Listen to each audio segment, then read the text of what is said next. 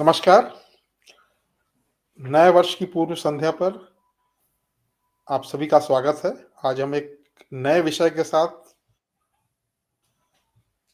बड़ौदा के साथ जदीद दास के साथ जुड़ रहे हैं चर्चा करने के लिए। और हमारा जो ये नया विषय है, ये हमने इसको आज, क्योंकि आज 2024 का अंतिम दिन है जिसको हम न्यू ईयर ईव भी कहते हैं। कल से 2025 शुरू होगा। कुछ देशों में तो नया वर्ष शुरू हो गया है, जैसे न्यूजीलैंड, ऑकलैंड, ऑस्ट्रेलिया। यहाँ पे नए वर्ष का जस्ट शुरू हो गया, जहाँ नया वर्ष ऑलरेडी आरंभ हो गया। हम लोग भी कुछ पलों में 2-3 घंटे के अंदर हम भी नए वर्ष में प्रवेश कर जाएंगे। जैसा नियम है कि 12 बजे के बाद ये माना जाता है कि नया श्रम का। आज हम बात ये कर रहे हैं 2024 पे, अंतिम दिन पे, कि इस देश में एक नई बहस छिड़ी हुई है, पूरी दुनिया में एक नई बहस छिड़ी हुई है और इस पे बहुत काम भी हो रहा है, बहुत रिसर्च भी हो रहा है। मैं बात कर रहा हूँ जनसंख्या पे। जनसंख्या पे हम बचपन से निबंध लिखते रहे हैं और हमने हमेशा ये समझा है जनसंख्या को कि कितना जनसंख्या का भार संसाधनों पे, रिसोर्सेस पे है, जिसके कारण विकास नहीं हो पा रहा है। भीड़ इतनी है कि हम सबको विकास का लाभ नहीं पहुंचा पा रहे हैं।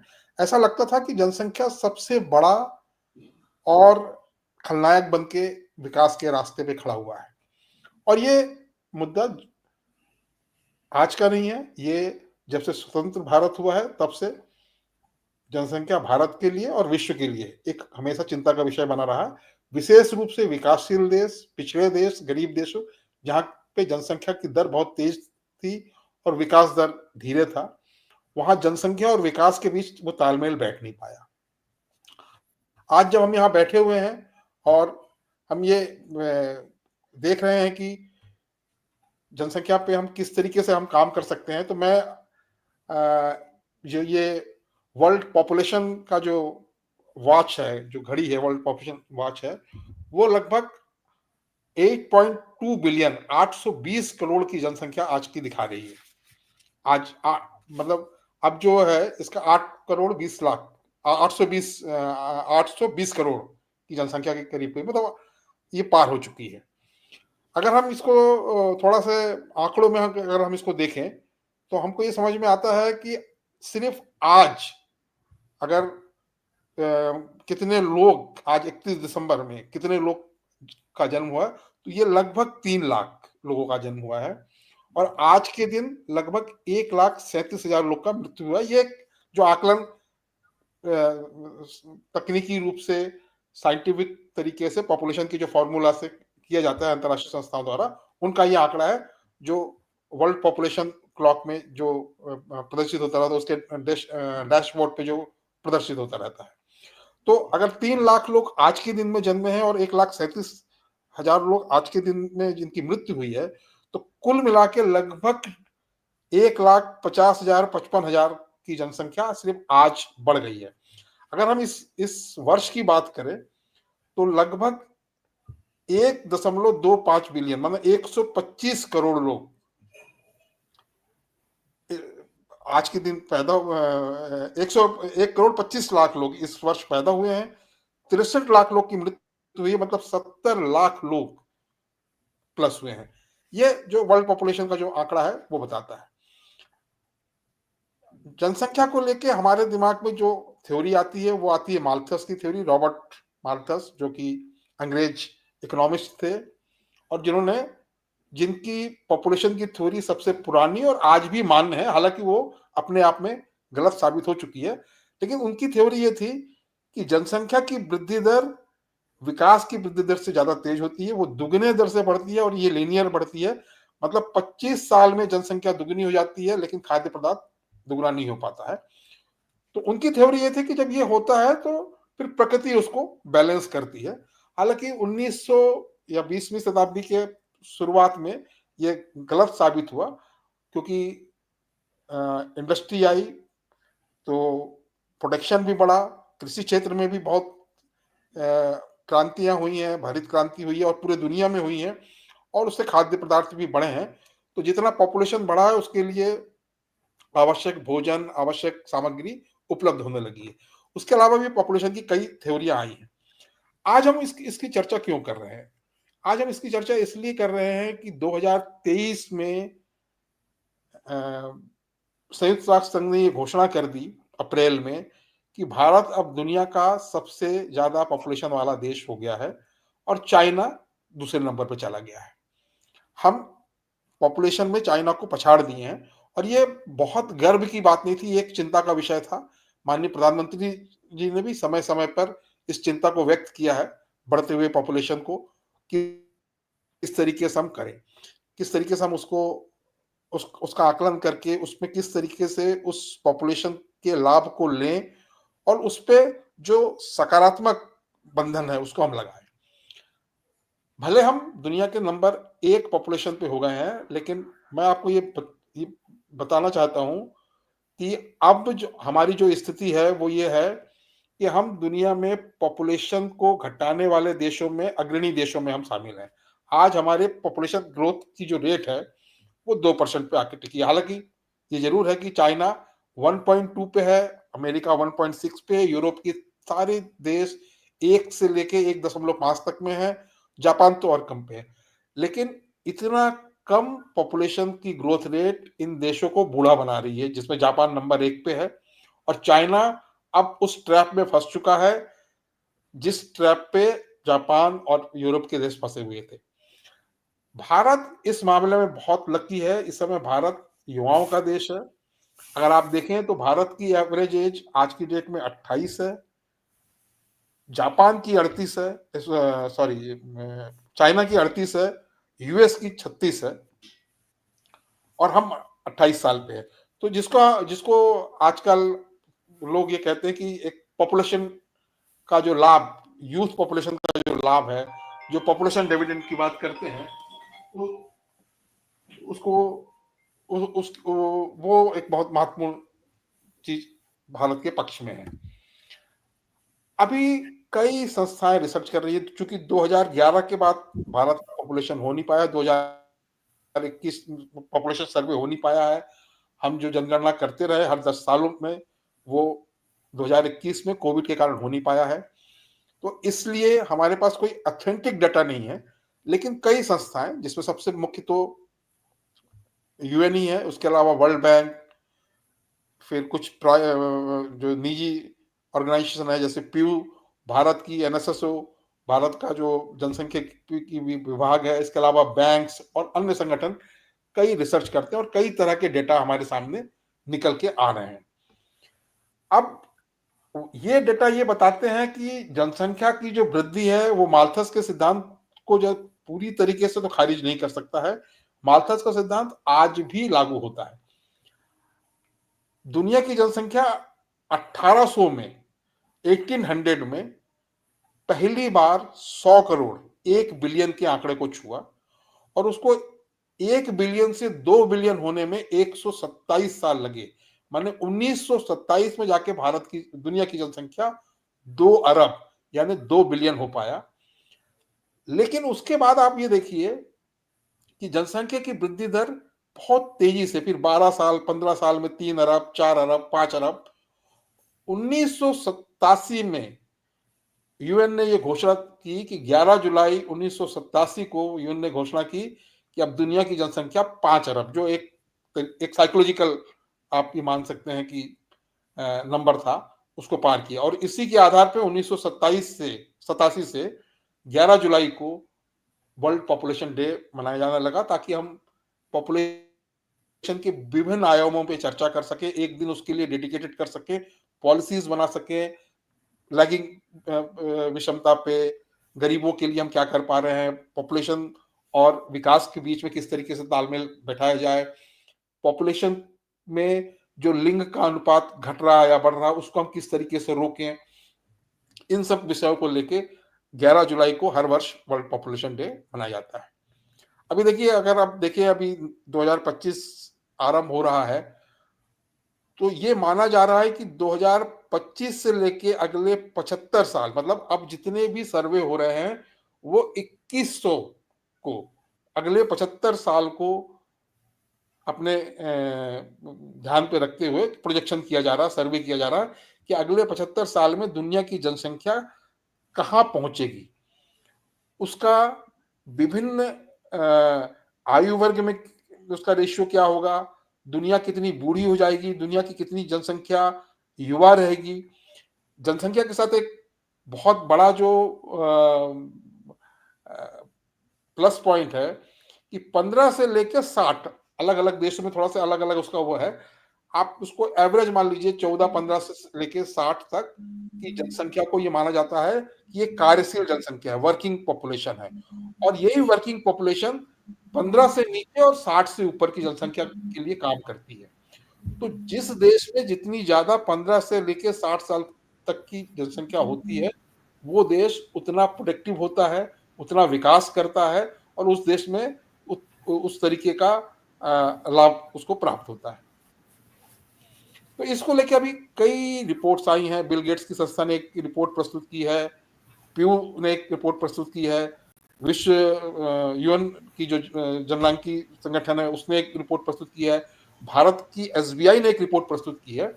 और इन सब रिपोर्ट से एक चीज ये समझ में आता है कि जनसंख्या बहुत डरावने वाला चीज नहीं है, उस पर पॉजिटिव कुछ कदम उठाए जाने चाहिए, पॉपुलेशन की तरफ कुछ काम किया जाना चाहिए।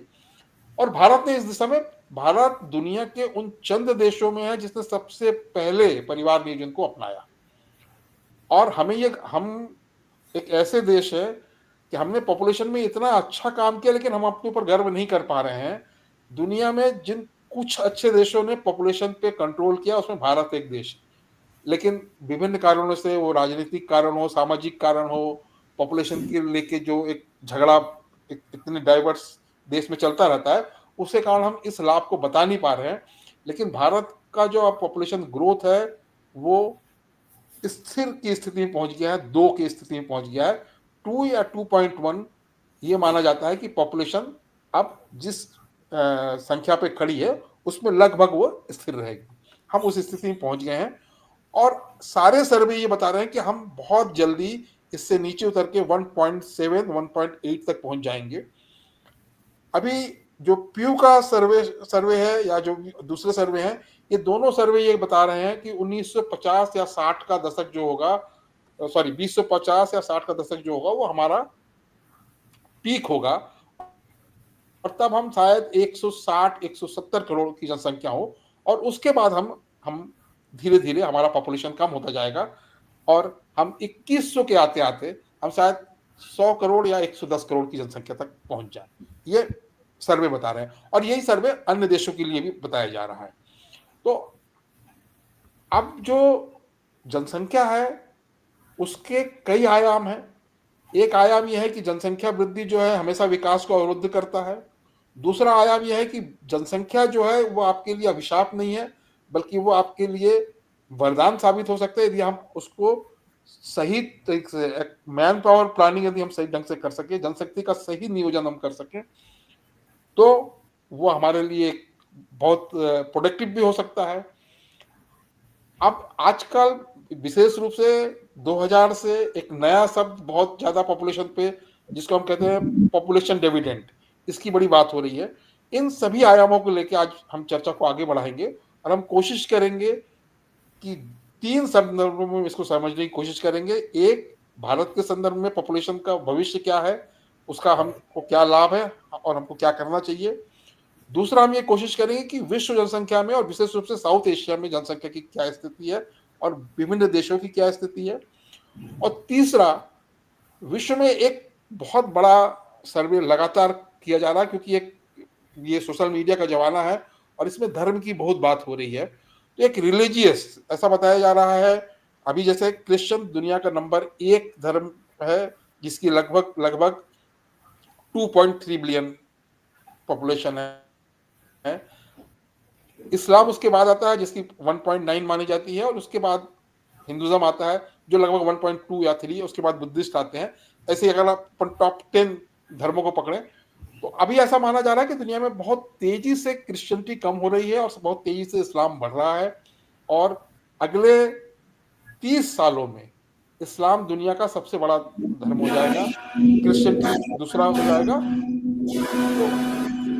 तो इन सब विषयों पे चर्चा करने के लिए मैं अब बहुत सर अनुरोध करता हूँ कि इस चर्चा को आगे बढ़ाए और कुछ प्रकाश डाले इन बातों पे। धन्यवाद सुदीप, आपने बड़ा व्यापक कैनवास खींचा है और इस व्यापक कैनवास में मैं इस बात को वहीं से शुरू करूंगा जहां आपने छोड़ा है। एक तो रिलीजियस एंगल है और फिर पॉपुलेशन डिविडेंड की जो बात की जा रही है वो भी एक बहुत अभी इधर हाल के वर्षों में जनसंख्या को एक वरदान के रूप में देखने का ज्यादा प्रयास किया जा रहा है। अब आप देखिए भारत के संदर्भ में, जैसा आपने कहा, भारत में अभी मोहन भागवत जी ने कहा कि 3 बच्चे करना चाहिए हिंदुओं को कम से कम, और स्टालिन ने तो खैर कहा कि हमको साउथ में जनसंख्या बढ़ानी चाहिए क्योंकि वो परिसीमन की बात हो रही थी कि भाई परिसीमन का मुद्दा सामने आया है, तो उस बारे में कह रहे थे। जैसा आपने कहा कि फर्टिलिटी रेट जो है वो जिसको टीएफआर कहते हैं अब 2.1 हो गया है, मतलब एक इक्विलिब्रियम आ गया, एक मतलब एक संतुलिता आ गई, मतलब 2 लोग अगर पैदा होते हैं तो हमारा जनसंख्या स्थिर रहेगा, जनसंख्या में घटाव नहीं होगा। लेकिन अगर इससे नीचे जाते हैं तो जनसंख्या में घटाव होगा, और जैसा कि आपने बताया कि लगभग 1960 के आसपास जो है हम 2060 के आसपास हम पीक पे होंगे, फिर धीरे धीरे हमारा भी टीएफआर घटना शुरू होगा और हमारी संख्या फिर धीरे धीरे घटेगी। तो ये तो एक तथ्य है जो हमारे सामने आज की डेट में है। लेकिन आप ये देखिए कि जो दुनिया के देश हैं, खासतौर से जो यूरोपीय यूनियन है, यूरोपीय यूनियन का तो टीएफआर 1.53 है। मतलब अब आप सोचिए स्पेन में 1.19 है, इटली में 1.25 है, नॉर्वे में 1.55 है, जर्मनी में 1.58 है। मतलब ये सब ऐसी जगह है जहां पर की जनसंख्या घट रही है। अच्छा, ये यूरोप की ही बात नहीं है, आप जापान को देखिए, जापान का 1.26 है। लोग बाग ये कह रहे हैं कि जापान और कोरिया का तो 0.72 है। मतलब आने वाले 30-40 सालों में कोरियन लोग इस पृथ्वी में पता नहीं एक म्यूजियम पीस की तरह रहेंगे। अच्छा, अब इसमें सवाल ये उठता है कि रशिया और यूनाइटेड स्टेट में भी 1.52 है और 1.58 है, तो इतनी कम है वहां पे, इसीलिए माइग्रेंट संख्या की बात होती है। एक बहस अभी इधर और भी हो रही है, वो ये है कि हम लोग जो है ये कहें कि एक तो तर्क यह है कि डेमोग्राफी इज डेस्टिनी, मतलब जिसके साथ संख्या है उसी का भविष्य है, एक तर्क ये होता है। लेकिन दूसरा तर्क ये भी होता है कि quality of life is very important. लोग उदाहरण देते हैं कि इजराइल जैसा छोटा सा देश विज्ञान और शिक्षा और ज्ञान के पैरामीटर में इतना आगे है, इसलिए वो अपने चारों ओर जो देश हैं उसको दबा नहीं पा रहे हैं।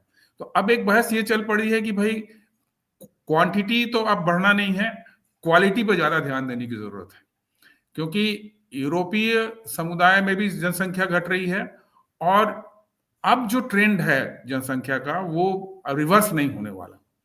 अब रिवर्स होने के लिए जो परिस्थितियां हैं वो परिस्थितियां भी वापस नहीं आ सकती। अगर आप कोई कहे कि संयुक्त परिवार हो जाए तो बहुत असंभव बात है, हम मतलब समय की घड़ी को पीछे नहीं ले जा सकते। तो इसलिए अब एक बहस ये भी चल रही है कि आप जो है क्वालिटी को बढ़ाइए। आप देखिए जो रूस और यूक्रेन का युद्ध हो रहा था अभी एक वर्तमान संदर्भ में, आप देखिए रूस के पास लोगों की कमी हो गई सेना में, तो उन्होंने साउथ कोरिया से सेना मंगवाई। अब उन सेनाओं के ऊपर भी काफी बमबारी वगैरह हुई है, बहुत लोग उसमें हताहत हुए। तो अल्टीमेटली अब कुछ लोग ये कह रहे हैं कि नहीं, अब तो युद्ध उस तरह से नहीं लड़े जाएंगे जैसे पुराने जमाने में लड़े जाते थे, तो इसलिए अब संख्या अगर कम भी हो तो मिसाइल्स और तमाम ऑटोमेटिक चीजें हैं जिससे आप वो कर सकते हैं। तो एक इस तरह की भी जो रॉ डिस्कशन होता है वो दुनिया में हो रहा है। लेकिन जनसंख्या अब एक बहुत बड़ा मुद्दा बन के सामने आ रहा है। अब आप देखिए हमारे साउथ एशिया में, जापान में, साउथ कोरिया में परिवार करना ही, लड़कियां विवाह ही नहीं करना चाह रही हैं, मतलब ये स्थिति है।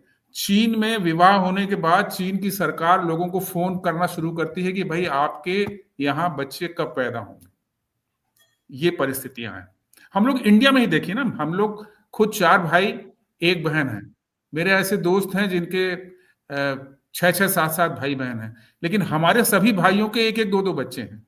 ये आज कॉमन नॉर्म हो गया है। तो जनसंख्या में तो गिरावट आ रही है। दूसरा, हमारी जो, जैसा आपने कहा कि भारतवर्ष ने बहुत अच्छा परिवार नियोजन कार्यक्रम लागू किया पूरे देश में। हम लोग जब कॉलेज में पढ़ते थे तो हम दो हमारे दो का नारा बहुत प्रसिद्ध था, है ना।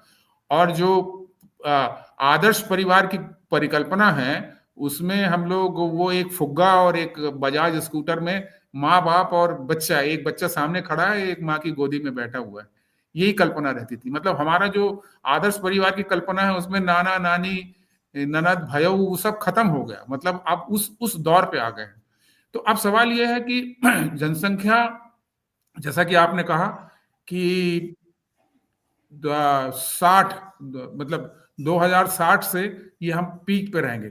लेकिन भारतवर्ष के लिए सबसे बड़ी समस्या जो है वो है quality education, quality skill development और क्वालिटी हेल्थ।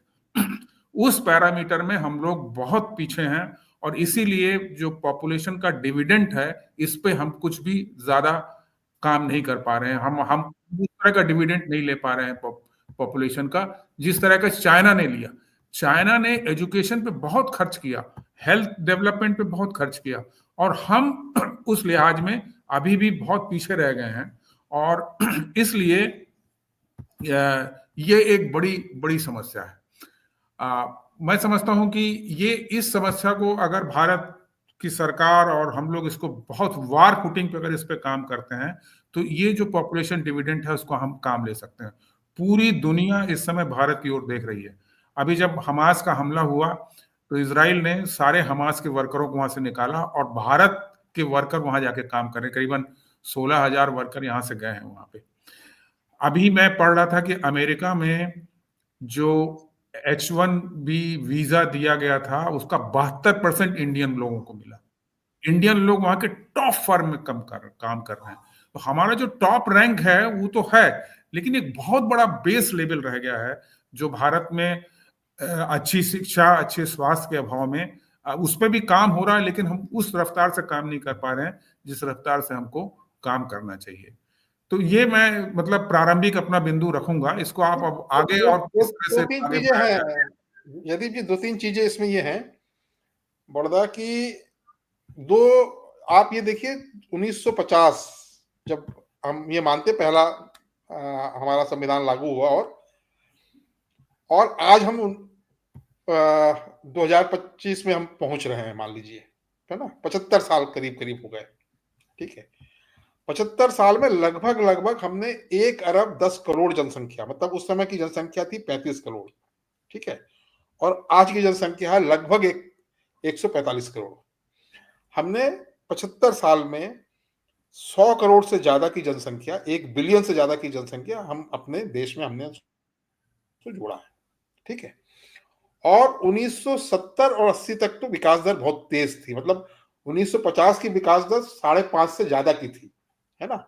आज हम उसको, वो अभी 2021 की जनगणना हुई नहीं है, और ऐसा आकलन है लोगों का कि वो शायद तो 2 से भी नीचे आ गया है कुल मिला के। एक तो ये है।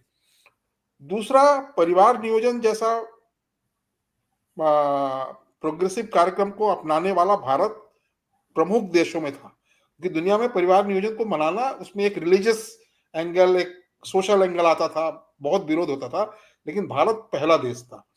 1975 का वो इमरजेंसी वाला पीरियड, जब नसबंदी वाला कांड कुछ दिनों के लिए हुआ था, वो भी अनफॉर्चुनेट था भारत के लिए। भारत ने बड़े लोकतांत्रिक ढंग से जनसंख्या नियंत्रण को अपनाया।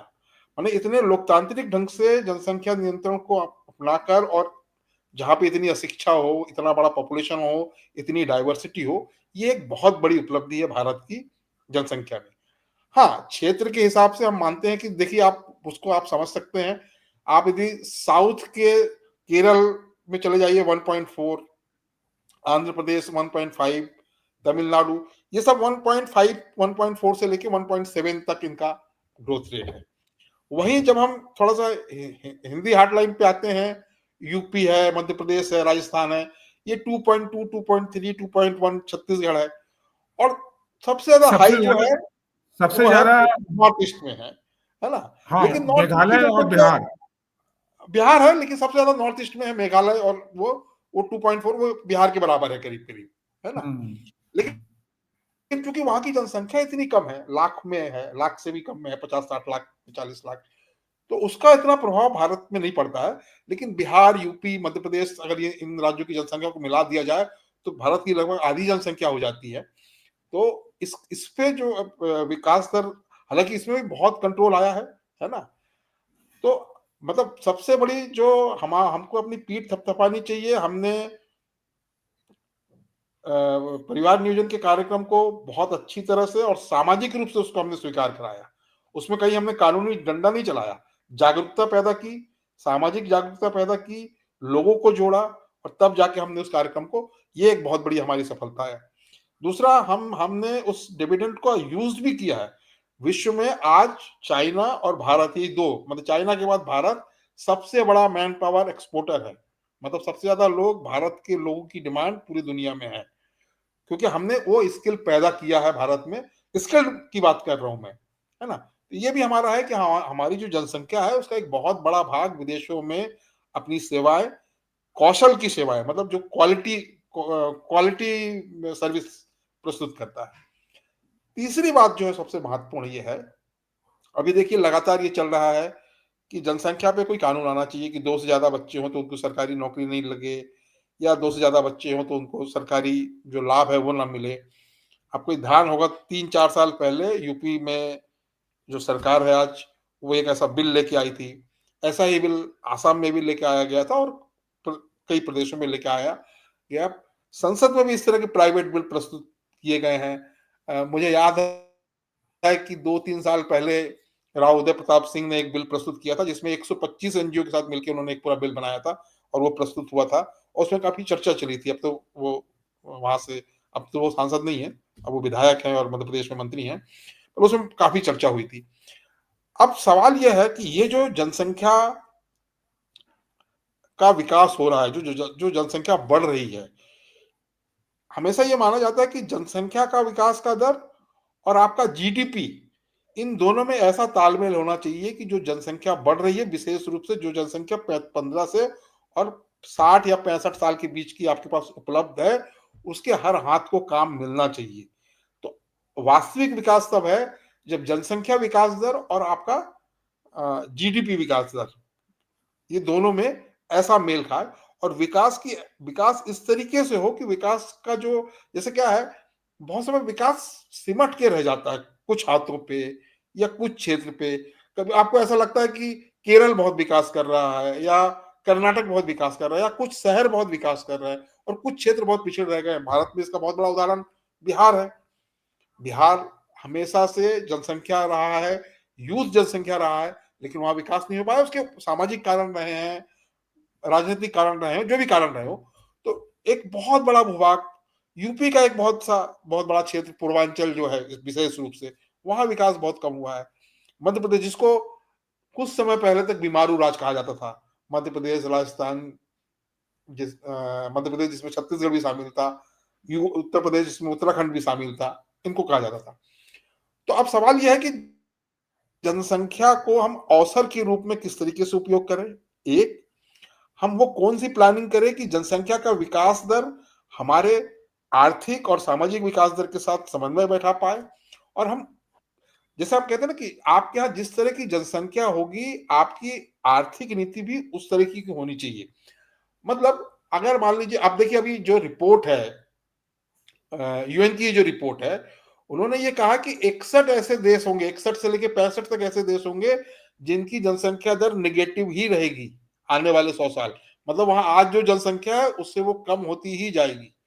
अभी ही वहां की जनसंख्या कम है, वहां मैन पावर नहीं है, वहां पे काम करने के लिए दूसरे देशों से लोगों को बुलाया जाता है, काम कराया जाता है, ठीक है। और वो फिर एक नई सामाजिक समस्याओं को या सांस्कृतिक समस्याओं को पैदा कर रही है।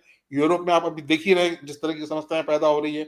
जैसे ये कहा जाता है कि भारत और चाइना से तो लोग एक्सपोर्ट हो रहे हैं, मतलब मैन पावर एक्सपोर्ट हो रहा है। 3 लाख से ज्यादा का मैन पावर भारत से पिछले साल एक्सपोर्ट हुआ है। बहुत बड़ी संख्या नहीं, लेकिन ये क्वालिटी मैन पावर है जो एक्सपोर्ट हुआ 3 लाख से ज्यादा, मतलब जिनको लोगों ने बुलाया है। अमेरिका के साथ दूसरी समस्या है। अमेरिका में इमिग्रेशन की समस्या है। वहां से लोग बाहर नहीं जा रहे हैं, लेकिन वहां बाहर से बहुत से लोग आ रहे हैं। तो वहां की जनसंख्या वृद्धि में बाहर से आने वाले लोगों की संख्या का भी एक बहुत कारण है। और ये अब पूरे यूरोप के साथ हो रहा है।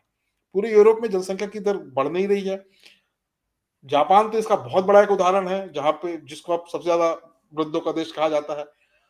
तो भारत के परिप्रेक्ष्य में विशेष रूप से, थोड़ी सी फिर हम साउथ एशिया पे भी आएंगे इसके बाद, हम किस तरीके की नीति को अपनाएं। हमारी अब जैसे लोग, हालांकि ये बहस बहुत पुरानी है, लोग कह रहे हैं एआई के आने के बाद बहुत नौकरियों पे खतरा आ जाएगा, बहुत से लोग बेरोजगार हो जाएंगे।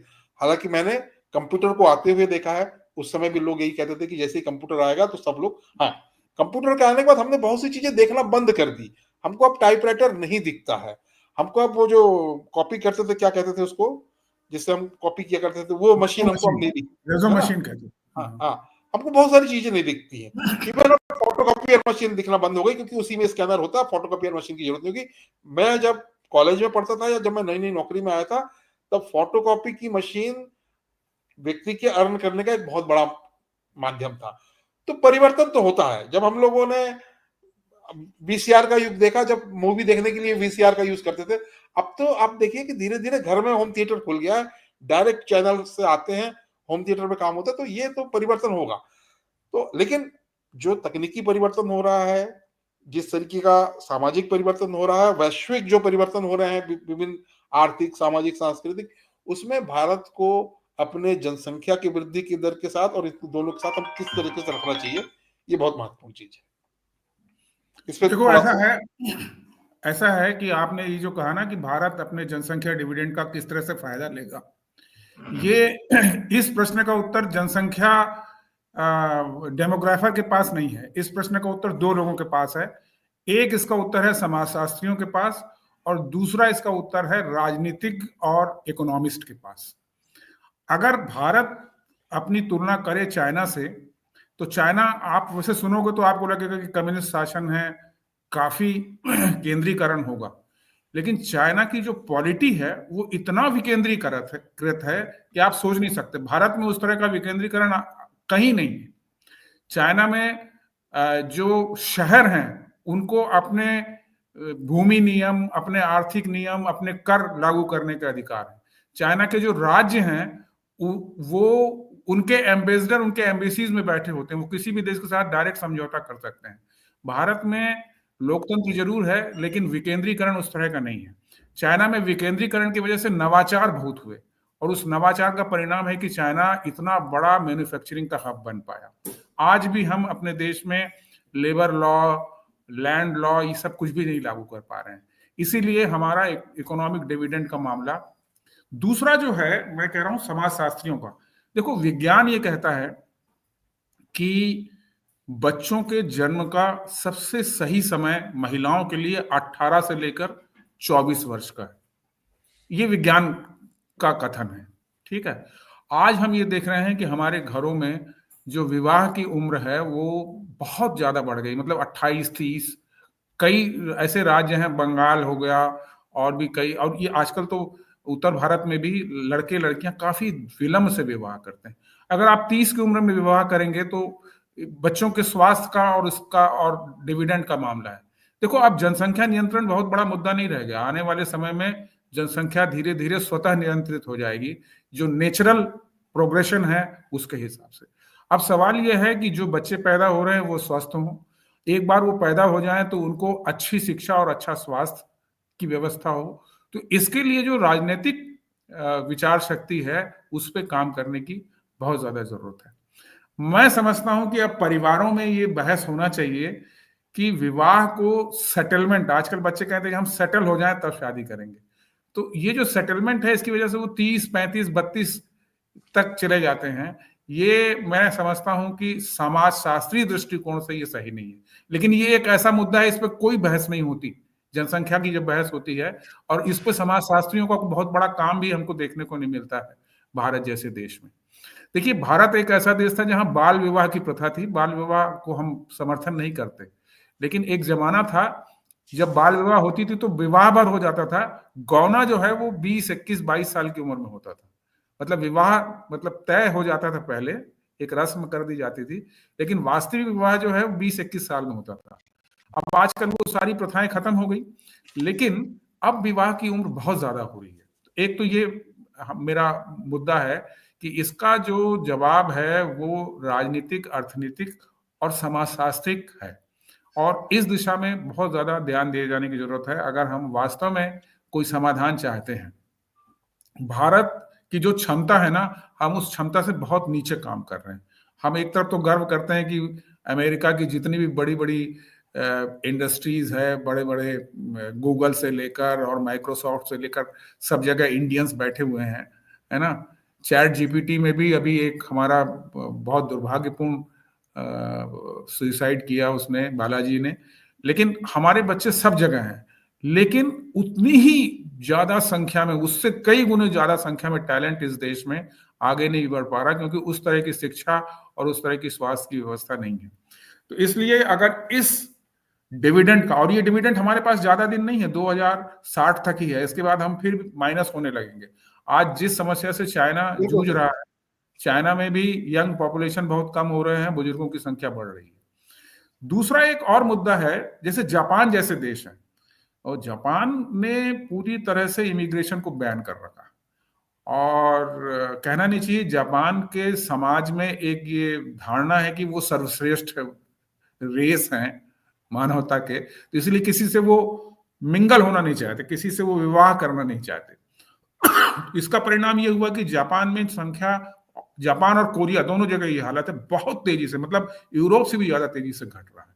तो अब दुनिया के स्तर पे ये भी बात होगा कि भाई अब ये जो वसुधैव कुटुंबकम वाली बात है ना, देखिए ग्लोबलाइजेशन में हमने इकोनॉमिक ग्लोबलाइजेशन तो किया, लेकिन हमने लेबर का, लोगों का ग्लोबलाइजेशन नहीं किया। लोगों के लिए अभी भी बॉर्डर्स उतने टाइट हैं। तो इसको किस तरह से किया जाए, खासतौर से एक ऐसे समय में जब पूरे यूरोप में इस्लामोफोबिया चल रहा है, ऐसी घटनाएं वहां हो रही है कि लोग बाग आतंकित हैं, है ना। एक बात मैं ये जरूर कहना चाहूंगा इसमें कि भारत के लोगों के प्रति अभी भी पूरी दुनिया में एक आत्मीयता का भाव है, स्वीकार्य का भाव है, चाहे वो अमेरिका हो, चाहे वो यूरोप हो। मुझे तो ये तक बताया गया कि जो पाकिस्तान और मिडिल ईस्ट के लोग हैं, वो जहां उनको हिंदी और उर्दू आती है, वो कहते हैं हम इंडिया से आए हैं, भले वो पाकिस्तान से या दूसरी जगह से आए हैं।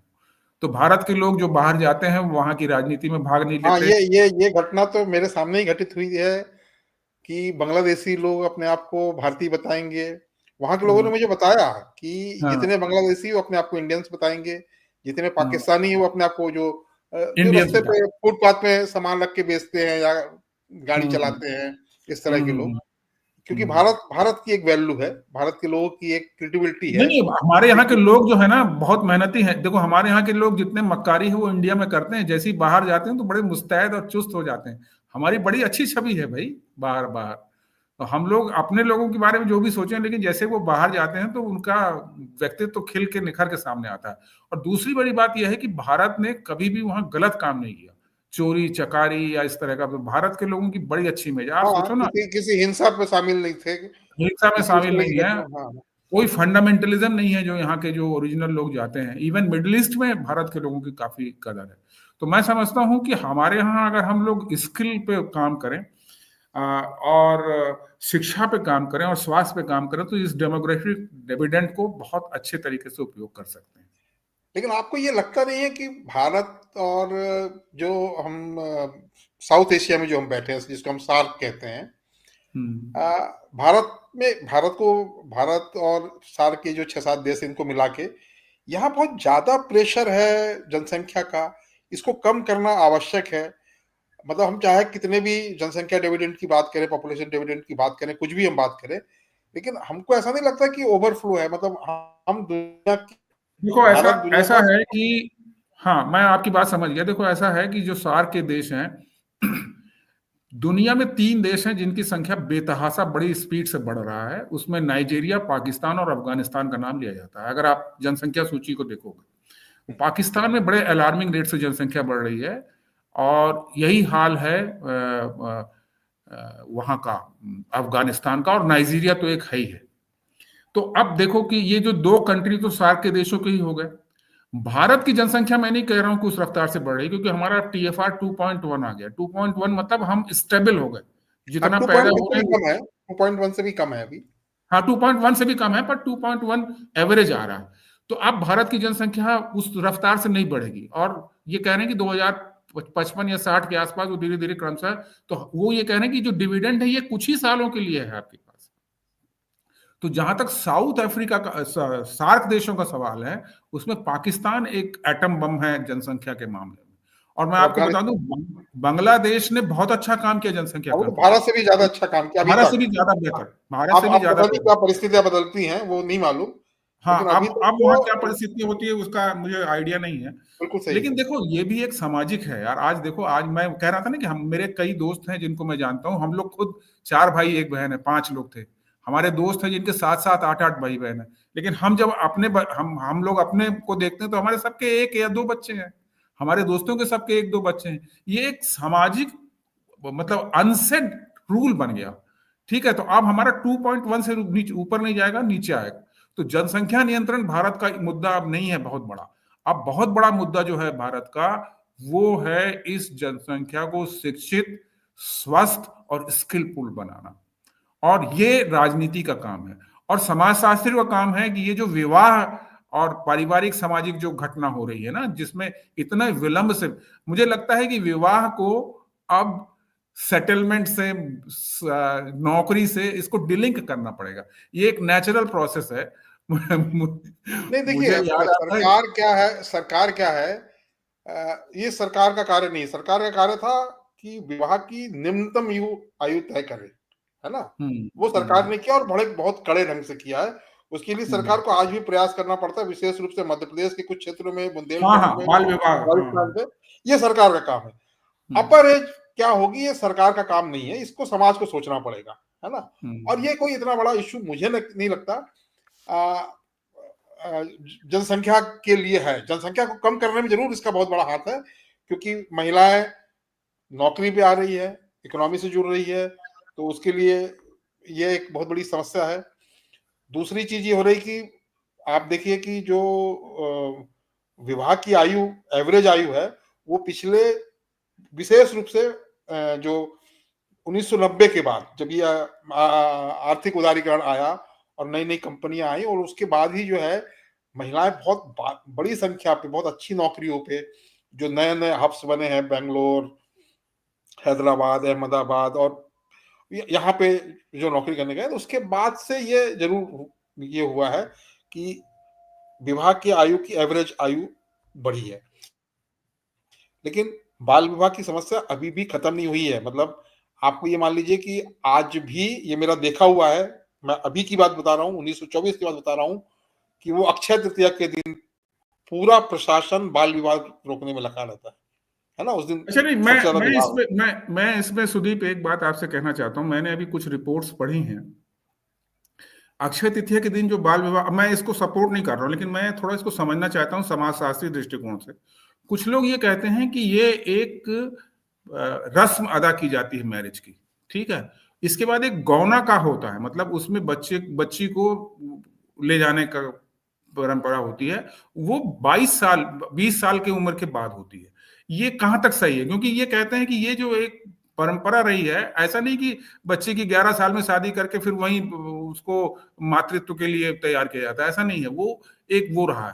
तो ये समाजशास्त्र का बड़ा जटिल विषय है। मैं इसके समर्थन में नहीं कह रहा हूँ, बाल विवाह किसी भी तरह से नहीं होना चाहिए, लेकिन इसको देखना पड़ेगा, क्योंकि हम लोग जो देखिए, है ना बड़ा मेरा ये मानना है, मैं आपको बहुत एक इंटरेस्टिंग फिगर बताता हूँ, मतलब इंटरेस्टिंग तथ्य बताता हूँ। मुझे एग्जैक्ट तो ईयर याद नहीं आ रहा, लेकिन शायद 1971 या 72 में भारत में अबॉर्शन को लीगलाइज किया गया, ठीक है। हम्म। हम्म। और जैसे ही अबॉर्शन को लीगलाइज किया गया, पुरुष और महिलाओं के लिंग अनुपात बढ़ने लगे, मतलब पुरुष ज्यादा होने लगे और महिलाएं कम होने लगी। और मेरे ख्याल से राजीव गांधी की रिजीम में 88 84 85, मुझे ईयर याद नहीं आ रहा, ये जो है, ये जो सेक्स लिंग डिटर्मिनेशन को निर्धारण प्रतिबंधित किया को गया। बंद कर दिया गया, हाँ हाँ है ना। हाँ। उसके बाद से क्या हुआ कि ये जो है ना, अभी अभी जो आ रहा है कि हम अगले मतलब अभी तो वैसे भी महिलाओं का प्रतिशत लगातार बढ़ रहा है, अभी हम बहुत कम है, 46.5% ही है, और शायद वो 2030 तक 48 ले जाने का आंकड़ा हाँ है हाँ ना?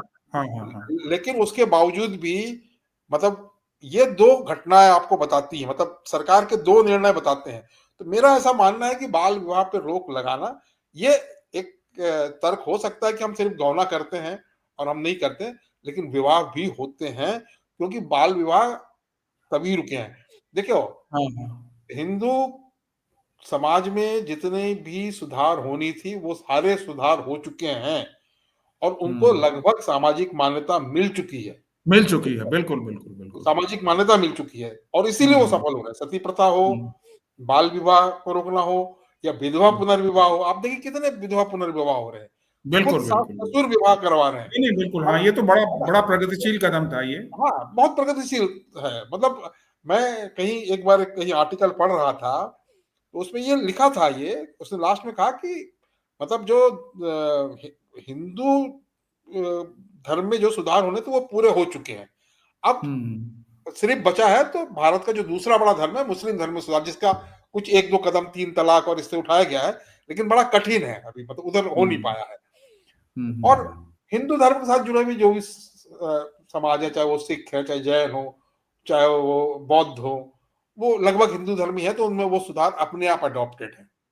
हम्म। क्योंकि वो, अगर आप संविधान की धारा 25 देखें, जिसके खिलाफ सिख लोग कह रहे थे, उसमें हिंदू, जिसके अंतर्गत बौद्ध, सिख, हाँ, जैन वो सब सारे लोग शामिल आ है, जाते हैं, सारे है ना? भारतीय धर्मों हालांकि को उसमें शामिल बाद में किया। तो भारत में अल्पसंख्यक की राजनीति तो ऐसी है कि बाद में जैनों ने अपने आप को अल्पसंख्यक घोषित कराया, है ना?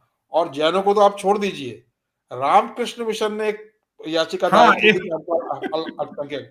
तो ये तो नहीं भारत तो की उसका गंदी कारण है ना, राजनीति का। उसका कारण है आपने आपने इस तरह की सुविधाएं दे रखी हैं, इसलिए वो जाते हैं। अब आप देखिए कि राइट टू एजुकेशन एक्ट है ना, मतलब आप अपने विद्यालय में 25% लोकल गरीब बच्चों को पढ़ाएंगे, इस एक्ट से आपने अल्पसंख्यक संस्थाओं को क्यों छोड़ दिया यार, मेरे को ये बताओ। ये तो बहुत बड़ा चैरिटी का काम था। तो इसलिए रामकृष्ण मिशन भी कहता है कि भैया हमको भी दे दो, ताकि हम भी अपने हिसाब से काम कर सकें।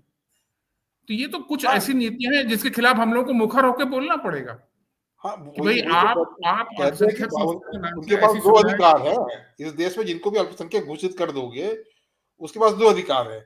एक सामान्य, जो हम है सामान्य सिटीजन का अधिकार जो है वो तो वही है, और फिर उसके लिए एक दूसरा अधिकार है, मतलब उसको डबल नागरिकता मिली हुई है। अपन कहते हैं ना कि एक को ग्रीन वो मिला हुआ है, दो देशों की नागरिकता मिली हुई है। कुछ देश देते हैं ना कि आप हमारे देश की भी नागरिकता ले लो और वहां की भी ले लो, है ना? हाँ हाँ यूरोप में हाँ। है। नहीं नहीं तो यहाँ ऐसा है, ऐसा है सुदीप, मैं आपको बताऊं, अब हम लोग का जो विषय है वो डाइग्रेस हो जाएगा।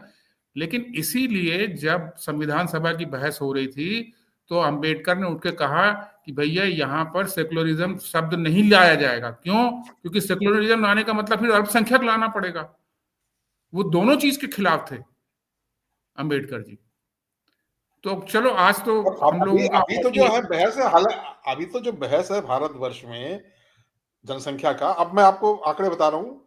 अभी ये माना जा रहा है कि 2 के आसपास हिंदुओं का विकास दर है, ठीक है? हम्म, हम्म, भारत के इसके अलावा जो 3 बड़े धर्म है, मान लीजिए बौद्ध, सिख और जैन। जैनों का 1.4, सिखों का 1.7, ठीक है? और बौद्धों का भी इसी के आसपास। मतलब ये सब तो डिक्लाइन की ओर है एक तरीके से, 2 से कम हम्म, मतलब डिक्लाइन की स्थिति है। मैं भारत की बात कर रहा हूँ, और हिंदू धर्म।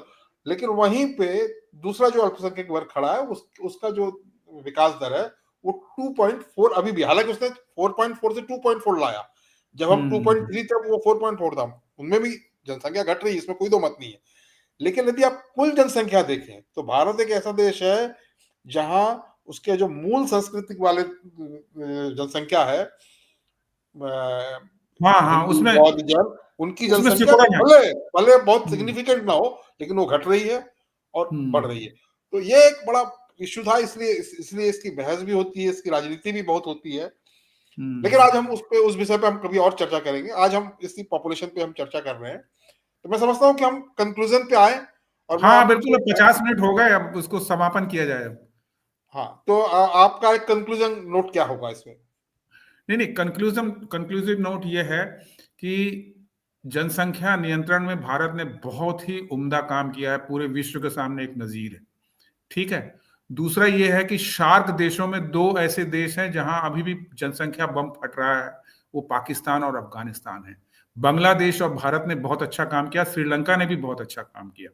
दूसरा ये है, नेपाल ने भी बहुत अच्छा किया। नेपाल ने भी बहुत अच्छा काम किया। तीसरा हमारा पॉइंट ये है कि हमको चीन से सीखना चाहिए।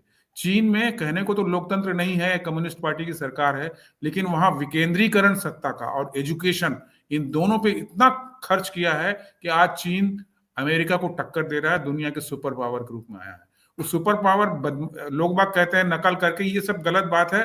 चाइना ने एजुकेशन और हेल्थ पे जो खर्च किया है और जो काम किया है, वो पूरे विश्व के सामने एक मिसाल है। अगर भारत कुछ सीखना चाहता है तो उसमें ये दो चीजें हैं, एजुकेशन, हेल्थ एंड डिसेंट्रलाइजेशन। जितना आप डिसेंट्रलाइज करोगे, हम कहते हैं मुंबई जैसे शहर को पूरी स्वतंत्रता होनी चाहिए, उसके पास इतना बड़ा बजट है, वो क्यों मुख्यमंत्री के अंडर में रहेगा? अगर आज मुंबई नगर पालिका को, दिल्ली नगर पालिका को आप स्वतंत्रता देते हो तो इतने नवाचार होंगे कि आप सोच नहीं सकते। चाइना का जो नवाचार है मैन्युफैक्चरिंग सेक्टर का, वो इसीलिए हुआ कि वहां स्टेट्स को बहुत ज्यादा स्वतंत्रता थी। चौथी बात मैं ये आपके सामने रखना चाहता हूं कि एक समाजशास्त्री काम करने की जरूरत है। कि देखिए, एक बायोलॉजिकल क्लॉक होता है, विज्ञान कहता है, साइंस ये कहता है कि 18 से 24 वर्ष की उम्र बच्चों के पैदा करने की सबसे सही उम्र होती है महिलाओं के लिए। तो इस दिशा में भी हमको सोचना पड़ेगा कि ये जो लाइफ का सेटलमेंट, मैं तो ये सोचता हूँ ये जो क्या कहते हैं 10 धन 2 धन 3 है ना, मेरे को लगता है 10 के बाद सीधे 3 होना चाहिए। अब तो एजुकेशन का इतना, ये बहुत स्ट्रक्चरल चेंज की बात हम लोगों को सोचनी पड़ेगी, तो उस दिशा में भी हमको सोचना पड़ेगा। और हमारे पास लास्ट और बट नॉट द लीस्ट, हमारे पास जो हम कहते हैं कि डेमोग्राफिक डिविडेंड है, वो बहुत लंबे समय तक नहीं है, अगले 15-20 सालों तक है। इसके बाद की जनसंख्या भी एज्ड होने लगेगी, तो उसके पहले हमको इसकी पूरी पूरी जितनी भी हम फायदा ले सकते हैं ले। मेरे ख्याल से यही बात जो है मुख्य तौर पे मैं कहना चाहता हूँ। बिल्कुल, मैं आपसे सहमत हूँ और मुझे लगता है कि भारत में अब इतनी सामाजिक जागरूकता आ गई है और हमने जिन भी चीज़ों को रोका है, उसके लिए कानून हमने बनाया है। यदि इस बारे में भी चर्चा चल रही है, 2 बच्चों के कानून का या क्या है, उस पे भी सरकार जनता से एक रेफरेंडम करा के, लेकिन मुझे लगता है इस तरह का कानून भी लाके इस पे भी एक प्रतिबंध लगाया जाना चाहिए। क्योंकि हो क्या रहा कि जो बहुत गरीब परिवार है ना, उसके लिए बच्चा एक आर्थिक इकाई होता है। उसको लगता है वो बिल्कुल 8-10 साल का होगा, तो कमा के देने लगेगा। वो किसी पंचर की दुकान में जाएगा या किसी चाय की दुकान में जाएगा, काम करेगा, तो मेरे लिए तो उसके लिए कोई खर्चा नहीं, क्योंकि उसको पढ़ाना नहीं है, उसके खाने का खर्चा नहीं उठाना है और उसका कोई खर्चा वो उठा लेगा।